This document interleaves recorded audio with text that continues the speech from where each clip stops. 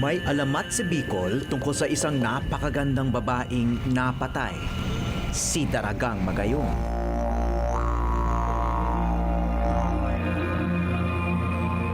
Unti-unting umusbong ang kanyang libingan.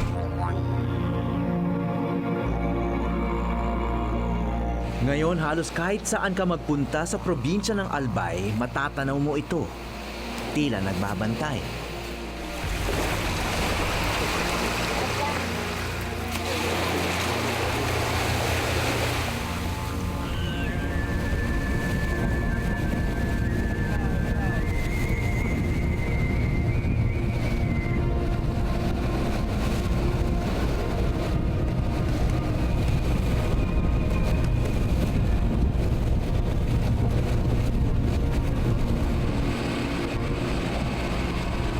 Ngunit may isang lugar sa probinsya na hindi na naaabot tanaw ni Daragang Magayong. May iba pa kasing likas na yaman sa islang ito. Ngunit matatawag nga bang biyaya ang panggatong na napakamapinsala sa mundo? Biyaya na hinuhukay na parang kamote sa makikitid at madidilim na butas sa ilalim ng lupa.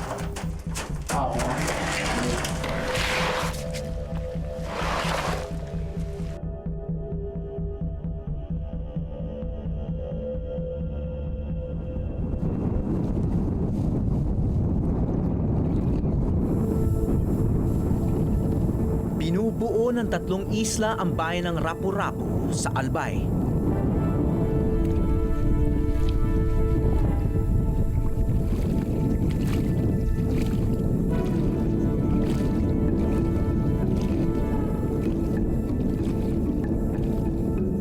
Hindi pa ako nakakatapak sa lupa sa Isla ng Batan nang may matagpuan akong kakaibang hayop.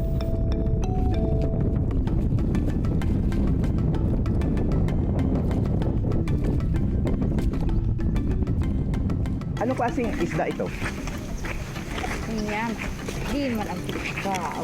Alam nyo? Iyo. Ha? Sa labod, ano? Ano siya? Sino kayo nakakaalam nito? May mga isda ba dyan? Ito nahuli siya eh. Ito si ate oh. Fish dealer yan eh. Maribel, anong pangalan ka? Anong klaseng isda ito? Kinakain ba to? Ang ubo dati. Tiga ka nini. Iyo, Ahas sa dagat. ahas yan. Ahas sa dagat. Ahas ito? Ahas sa dagat. Ahas sa siguro, dagat. Ahas sa dagat. Kinakain siya? Hindi. Hindi. Kaya pala iniwan lang doon. Iyo, Hindi naman nahuli siya eh. Nabingwit siya oh. Ayo ahas sa dagat. Ahas ito. Nalaman ko sa pagsusuri na hindi pala siya ahas, kundi isang moray eel. Hudyat kaya ito ng mga iba pang hindi inaasahang makikita.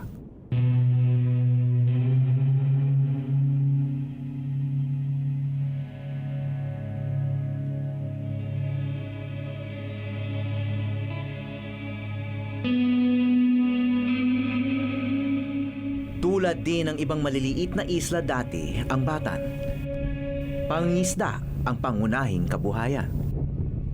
Ngayon, wala nang kasaganahan ang karagatan dito.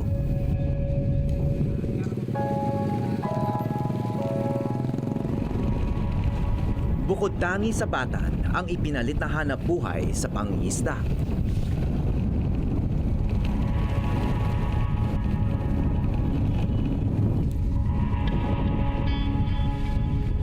Ito ba si Ronald? Opo. Isda.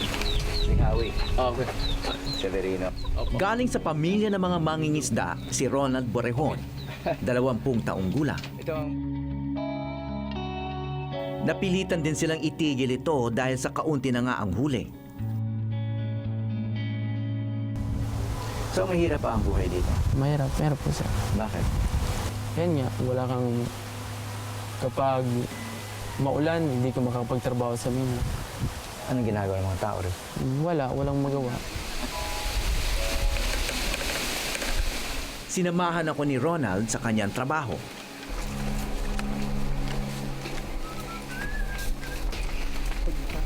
Ano to? Ito nasa sako. Ito na yung carbon nilagyan na sa sako. Pero hahakutin na to. Ako din. Ito na yung produkto nila sa araw na to. Dami pa na.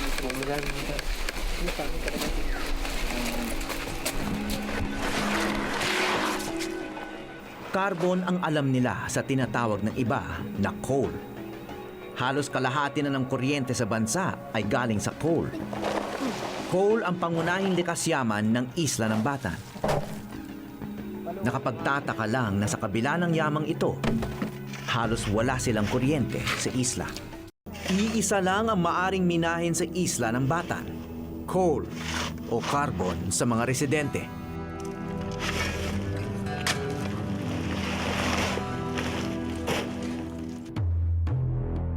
Mahigit isang siglo na mula noong nakilala ang Batan bilang isa sa 3 lugar sa Pilipinas na may malaking deposito ng coal. Noong panahon ng mga Amerikano rito, may mga dinala pang Igorot at Hapon na minero para magmina sa isla. Mano-mano ang kanilang paraan. Okay.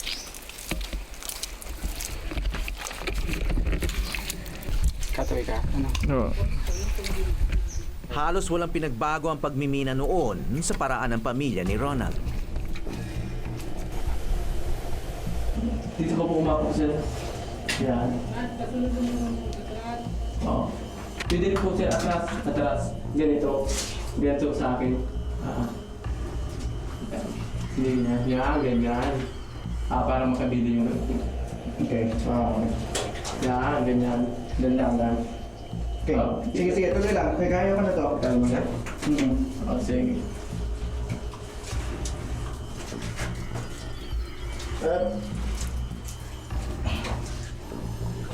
Hindi pa lang madulas dito, no? Oo, madali. Kaya nga pinalis yung chinilas mo, sir. Kasi pag may chinilas ka, hindi ka naman makapagawa. Halos 1 buwan pa lang ang minahang ito. At katabi lang ng kasasara nilang mina.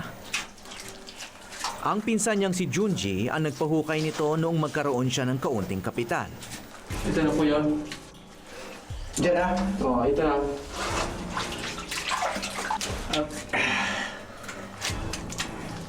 Okay. Okay. Ang ano ba? Ang baba pala, no? Oo, baba dito. Ang ganito talaga. Sir, ito po yung ginagamit. Oo. Ito yung carbon.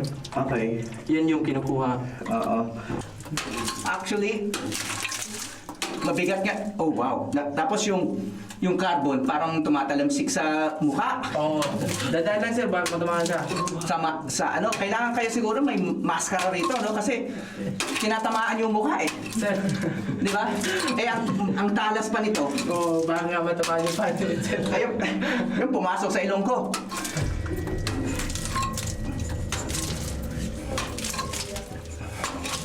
So, ito talagang solid ito. Itong carbon na to. Oo, solid yan, sir. Solid yan hanggang kahit tuloy-tuloy yung piko mo nito, hindi ito mauubos. Hindi. Yan po, sir. Ganito talaga ito sa ilalim ng lupa dito. Oo, Ganito. Ganito. Talaga.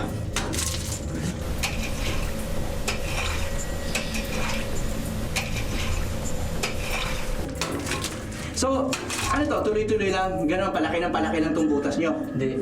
Hanggang na lang po yan, sir. Tapos, lilipat kayo. Hindi. Palalamin pa to.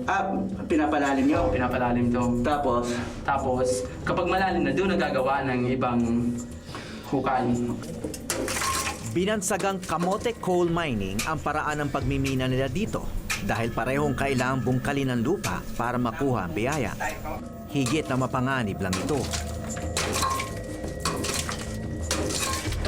Tandem ang sistema nila ng pagmimina. Si Ronald ang tagahakot paakyat ng carbon, habang si June naman ang pikador.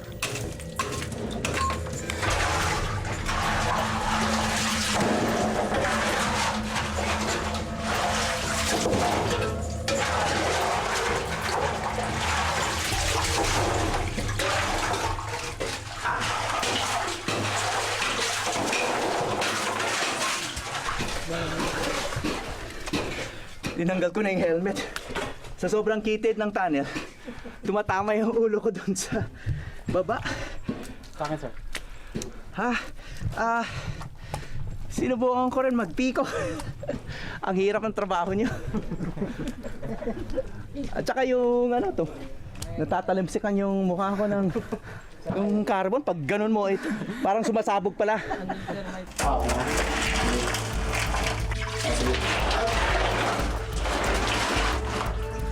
Chef!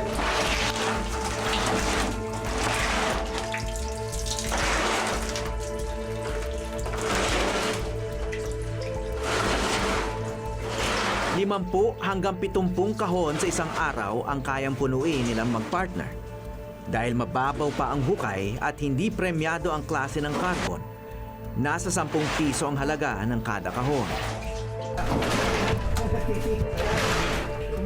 Lingguhan ang sweldo rito. Kung pala rin na 5 sunod-sunod na araw makapagtrabaho, pwede mag-uwi ang bawat isa sa kanila ng 1,500.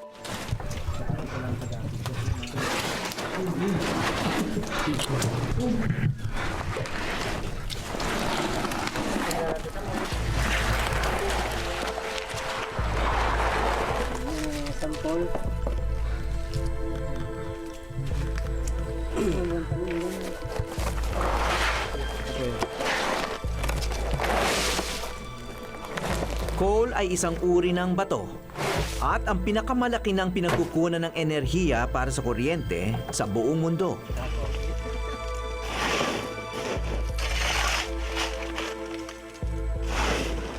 Ito rin ang pangunahing sanhi ng malawakang pagdami ng carbon dioxide sa ating planeta, na siya namang nagdudulot ng pagbabago sa klima o climate change. Mula rito, dadalhin ng pinsan ni Ronald na si Junji ang mga sako sa ibang barangay. Doon bibilhin ito ng kanilang suki na taga-mainland ng Bicol. 800 piso kada tonelada ang benta na binubuo ng 20 sako. 3,500 piso naman para ihatid at ibenta sa mga pabrika sa Maynila. Kung wala kayong carbon dito, anong pwedeng hanap buhay dito? Ay dati po nyugan ang hanap buhay dito, tapos pangingisda, yun lang po ang pangunahing hanap buhay dito. Eh nung bumagyo, nawala yung niyog, tapos ngayon mahirap na yung isda. Kaya nagsakripisyo po sila dito sa mina at para may pangtusto sa pamilya. Yun lang. Ito na lang talagang Opo. hindi na mahina ng isda. Tapos Mahina na ano po. nangyari sa Nyogan? Ibinagyo po Anong bagyo ito? yung Yolanda. Hanggang po ngayon hindi pa bumabalik yung mga bunga. Tila ang pagmimina ng carbon na nga lang ang siguradong maaasahang pagkakitaan ni Ronald.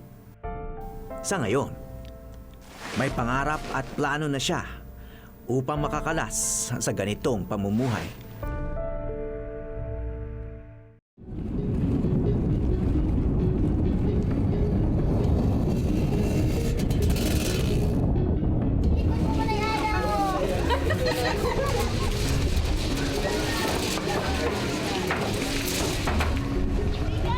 Fiesta sa isla ng Rapu-Rapu na katabi lang ng Batan Island.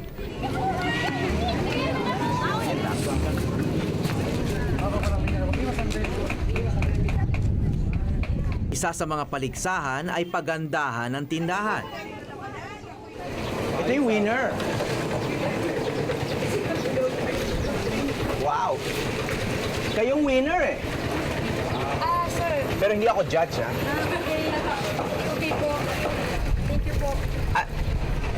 Ito gawa rin dito? Opo. Gawa na rin po na. Magkano po ito? 20 Gawa sa halamang karagumoy o mas kilala bilang pandan ang karamihan sa mga tinda niya. Bakit hindi abaka ang ginagamit niyo rito?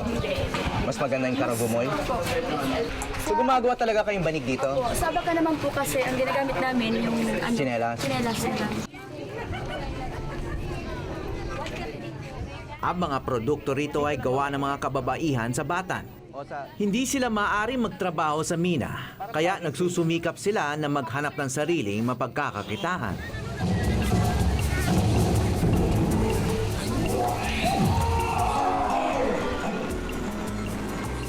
Ilang araw dito ay tatanghal ang iba't ibang timpalak na talagang pinagagastusan ng lokal na pamahalaan.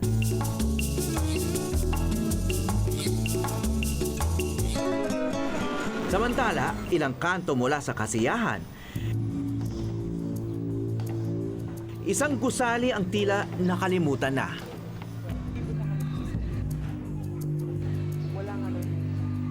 Ito ang kaisa-isang kolehiyo sa mga isla sa Albay Gulf. At dito nakasalalay ang pangarap ng minerong si Ronald Borrejon ang makapagtapos ng pag-aaral. May mga time na dito pumapasok. Oo. Ito. Oh, malaki yung classroom na to. Nakasulat pa rin sa kanyang classroom ang mga huli nilang exam sa filosofiya at sociology. What is true happiness? Who decides what morality is? How do you know your perceptions are real? Hindi ka ng mga tanong na yan. Oo. Nahirapan niya ako sumagot. Ay, kahit sino, mahihirapan sumagot yan. Yung parang true happiness, sinagot ko yun ng personality. So, ikaw ba nakaranas ka na ng true happiness? Oo, nakaranas. Kailan? Ngayon, nag-aaral ako. Kasi ako lang yung anak nila na kapag-aaral ng kolehiyo. Masaya ako dyan. Oh, pero hindi ka pa natatapos. Hindi pa nga, pero masaya. Masaya ka na nag-aaral ka. Oo, masaya. Pwede, lalo kang sasaya pag nakatapos ka na. Okay. Eh, ito naman tanong na to. Paano mo sinagot ito? Is social inequality good or bad in the society? Yung Ano ba sa ibig sabihin ng social inequality para sa'yo? quality, yung pagkakapantay-pantay din. O, social inequality. Oo. O, so, ibig sabihin hindi pantay. Hindi na kailangan umalis ng kolehiyo pa upang mas maunawaan ang tanong sa exam kaugnay ng social inequality. Ang mga minahan sa Rapu-Rapu ay kumita ng bilyong-bilyong piso at ang isa sa pinakamalaki, ang Lafayette Mining, ay nagpangakong aayusin at tatapusin ang mga gusali rito. Ngunit nang maubos na ang minimina at nagsara ito, kinalimutan na ang mga pangako sa komunidad. Ngayong pasukan, magsa-second year na si Ronald sa kursong edukasyon, ang natatanging kurso na meron sa kolehiyong ito. Sa kabila na napabaya ang kalagayan nito, ang kolehiyo pa rin ang nagbibigay ng pag-asa sa mga katulad ni Ronald. Hiniling namin makausap ang kahahalalang ulit na alkalde na si Ronald Galicia. Ngunit hindi niya kami pinaunlakan. So, anong pinakamalaking problema dito sa inyo? Peace and order, maayos naman. Ang kanyang executive secretary na si Wilson Guiana, na dating konsehal ng munisipyo, ang humarap sa amin. Kasi galing din kami dun sa community college. Mukhang hindi pa tapos, no? So, Oo, yun. Iniwala nila din yun. Lafayette daw magtatapos, tapos Wala. hindi nila tinapos. Hanggang ganun lang sila po. Lalo kung may gusto may papirmahan sila. Yun, magaling mga ako. Magaling sila mga ako. Wala namang natatapos eh. Gaya yung community college building, hindi naman tapos. No, may hagdan eh, pero walang second floor. Walang second. So, hindi na yan tatapusin. Siguro hindi na. Pero ang agreement namin yan, during my time as councilor, talagang tapos yan at maganda talaga.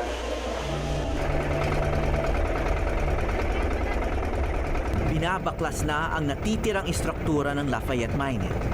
Wala na rin ang ibang malalaking minahan ng ginto sa isla ng Rapu-Rapu. Samantala, sa kalapit na isla ng Batan, tuloy-tuloy pa rin ang pagmimina ng kontrobersyal na coal. At ang may-ari ng isa sa pinakamalaking operasyon ng coal dito ay ang pamilya ni Mayor. Kasabay ng pagmimina sa Rapu-Rapu Island ang mga malalaking fish kill sa karagatan nito. Pati mga sperm whale hindi nakaligtas. Noong fish kill ng taong 2005, nasira ang makinarya ng Lafayette Mining na nagbobomba ng dumi ng mina papunta sa tailings pond. Sira din ang backup pump. Kaya umapaw mga kemikal at ibang toxic waste at tumapon sa dagat kung saan nangingisda ang mga taga-isla. Hindi lang isang beses ito nangyari. Bago pa man buksan ang minahan, tutol na ang mga tao. Ngunit pinahintulutan pa rin ito ng pamahalaang Arroyo. Bumuo ng Rapu-Rapu Fact-Finding Commission ng Pangulo noon para imbestigahan ang nangyari. Magkasabay kami noon ng nung DNR at saka yung kami sa INICAR. Kaya lang nung magsasampling na sana kami, sabi namin sabay kami kukuha ng mga samples para makita na walang magic na kung saan sila kumuha, saan din kami kumuha, mga parehas na ganun. Pero ang naalala ko noon is the day na magsasampling kami, wala na yung tao from DNR. yung pinadala nilang tao. Tapos parang sabi nila is kumuha na ng samples, tapos umalis na. So, yun na yung results nila afterwards is hindi nga daw galing doon sa mine yung cause ng fish kill. Nalunod daw yung mga isda, sabi ng DNR. Nalunod daw. Sadyang nakakasira talaga yung pagmimina, lalo na sa mga island ecosystem. Buong Pilipinas po, opo. Kasi mga isla po tayo talaga, yung daanan ng bagyo, madalas inuulan, yung mine tailings, yung mga dumi ng mina, kahit pa-encapsulated nila yon, mauulan, dadalhin ng tubig, ng runoff water, pababa sa dagat. Sa report na isinumite ng Rapu-Rapu Fact-Finding Commission kay Pangulong Arroyo, kapabayaan ng Lafayette at ang Department of Environment and Natural Resources ang dahilan ng fish kill. Kulang pa raw ang pasilidad para protektahan ng kapaligiran, ngunit pinahintulutan na raw ang Lafayette magsimula ng operasyon.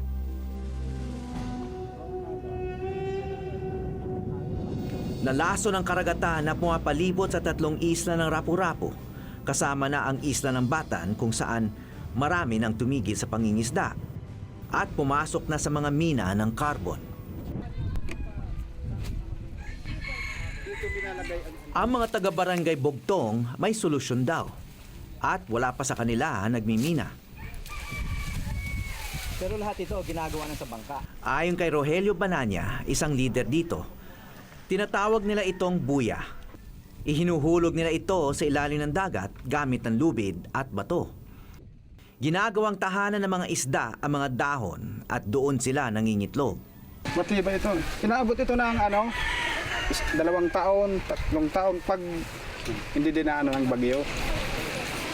Kasi pag dumaan ang bagyo, malakas ang dagat. Lumulubog sila. Sumama kami para silipin ang mga nakapwesto ng buyang malapit lang sa kanila.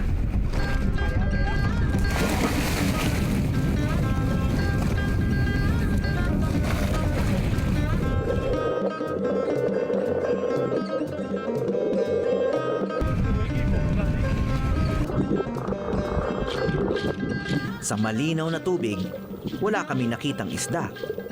Maging sa buya, wala rin. Maliit pa pong isda. Hindi pa handa. Hindi ba? Pwede. Hindi pa pwedeng iangat. Oo. Lumipat kami. Baka rito pala rin ang mga mangingisda.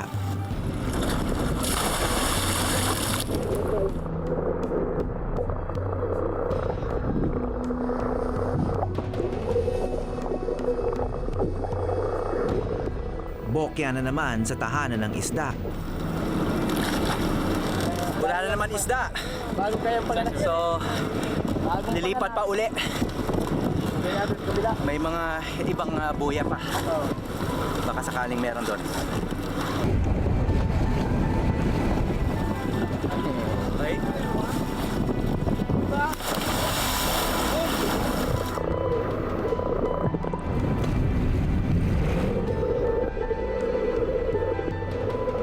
Sa pangatlong buya, wala pa rin.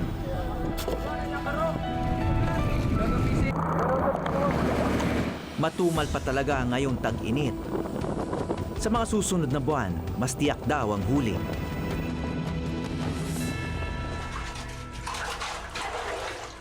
Wala talagang katiyakan sa dagat.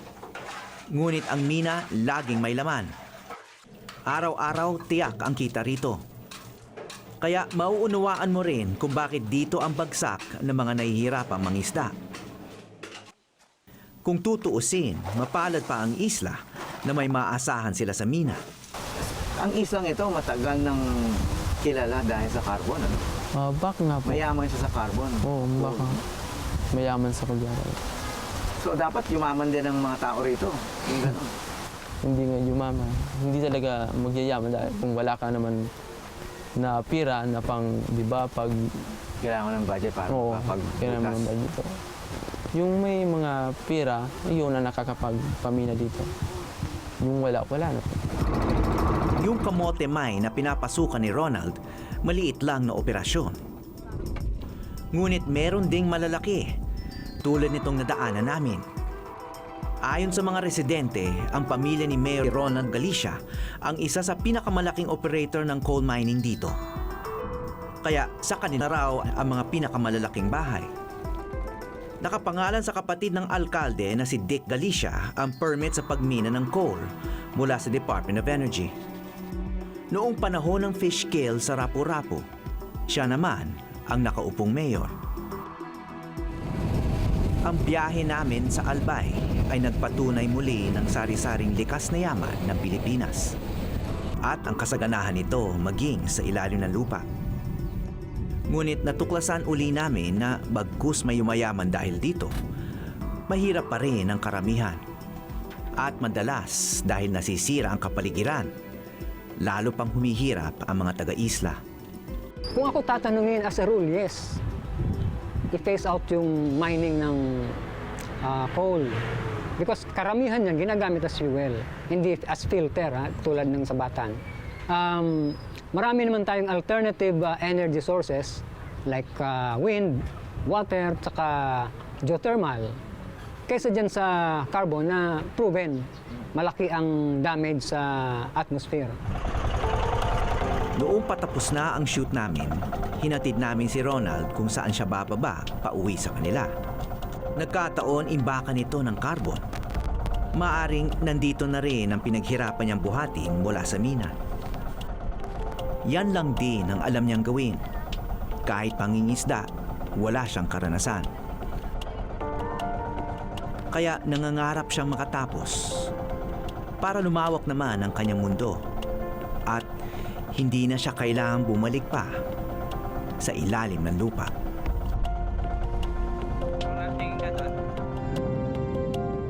Mula sa mga isla ng Rapu-Rapu at Batan sa probinsya ng Albay, ako po si Howie Severino at ito ang Eyewitness.